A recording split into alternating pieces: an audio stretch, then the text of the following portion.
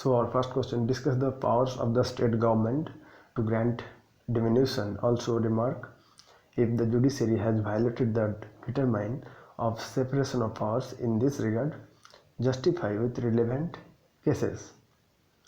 So again I also recall, discuss the powers of the state government to grant diminution. Also remark, if the judiciary has violated the doctrine of separation of powers in this regard, judiciary with relevant cases. So answer, recently Tamil Nadu government granted remissions to 13 prisoners serving life sentence. Tamil Nadu and other state governments grant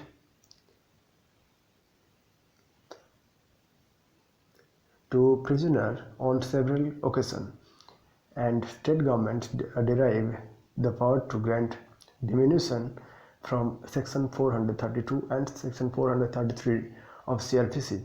This power is very different from other pardoning powers in the Constitution. Article 72 President's power, Article 161 Governor's power, okay, and procedure followed. Sentence review board. What are the actual procedure?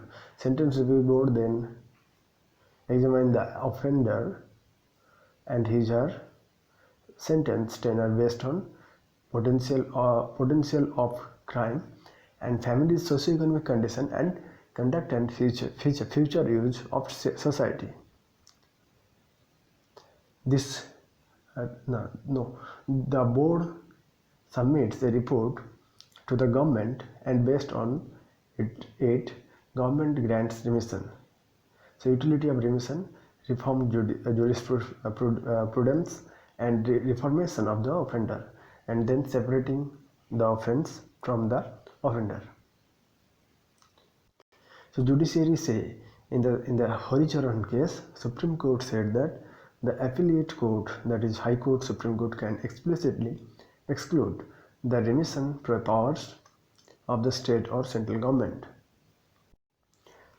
So after the release of prisoners in Tamil Nadu, Madras High Court rebuked the government for haste in releasing them on grounds of good conduct, threat to determine of separation. The power to grant remission is not under judiciary. SC statements in Horicharan case, infringement of separation of powers doctrine. Judicial review, a part of the basic structure of the Constitution, is the judiciary vast range of powers, but not the power to strike down the powers of other organs as long as they are in consonance with the spirit of the Constitution. Way forward, judiciary.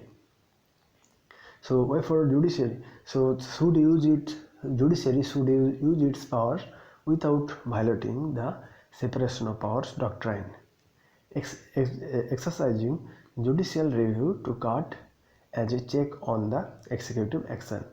Executive reflects transparency and credibility in its decision. Example, a report highlighting the reasons to grant remission should be released for analysis. India does not have a conclusion. India does not have a watertight separation of powers among its three organs. This distinguishing feature should be used in strengthening the system of checks and balances.